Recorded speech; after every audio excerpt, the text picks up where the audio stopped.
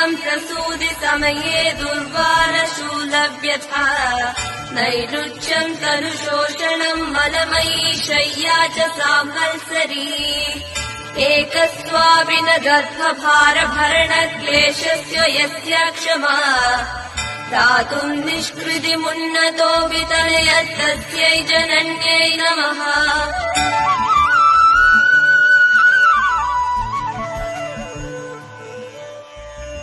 गुरुकुलमुपसृत्य स्वप्नकाले तु दृष्ट्वा यदि समुचितवेषम् प्रारुतो मां त्वमुच्चैः गुरुकुलमथ सर्वम् प्रारुदत्ते समक्षम् सपदि चरणयोस्ते मातुरस्तु प्रणामः।